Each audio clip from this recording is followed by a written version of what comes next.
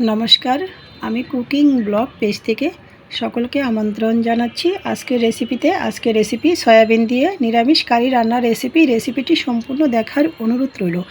তো এখানে আমি নিয়ে নিয়েছি কয়েক রকমের সবজি, কেটে ধুয়ে নিয়েছি, সাথে সয়াবিন ধুয়ে নিয়েছি ভালো করে। এরপর যে চলে আসছি রান্নায়, চুলা অন করে একটি পাত্র বসিয়ে দিয়েছি। প্রথমে আমি সয়াবিনটা বয়েল করে নেব। দিয়ে দিয়েছি পরিমাণ মতো জল। জলটা ফুটে ওঠার পরে দিয়ে দিয়েছি সয়াবিনটা মিনিট খানেক বয়েল করে নেব।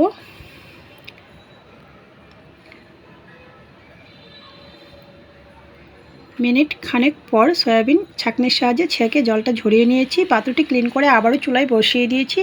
পাত্রটি গরম হওয়ার পর দিয়ে দিয়েছি তেল, দিয়ে দিয়েছি সয়াবিন বয়েল করে রাখা, পরিমাণ মতো লবণ, হলুদ, নাড়াচাড়া করে মিনিট দুয়েক ভেজে নেব। মিনিট দুয়েক পর সয়াবিন নামিয়ে নিচ্ছি।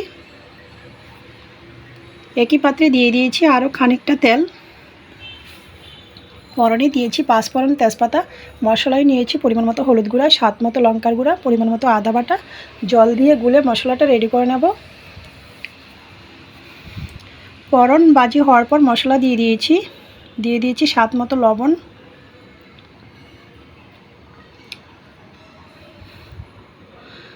মশলা কষানো হয়ে গিয়েছে। এই পর্যায়ে আমি সবজিগুলো দিয়ে দিয়েছি,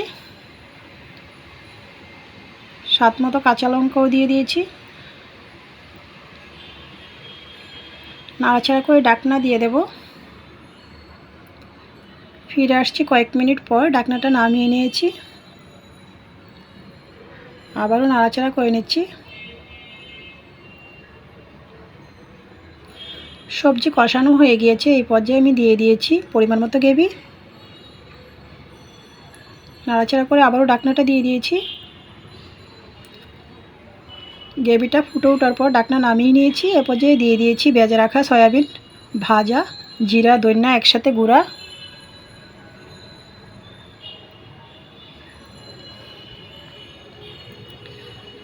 এর মাঝখানে একবার নাড়াচাড়া করে নিয়েছিলাম। তো খানিকক্ষণ পর ঢাকনা নামিয়ে দিয়ে দিয়েছি উপর থেকে কুচানো ধনিয়া পাতা। আবারও নাড়াচাড়া করে ঢাকনাটা দিয়ে দেব।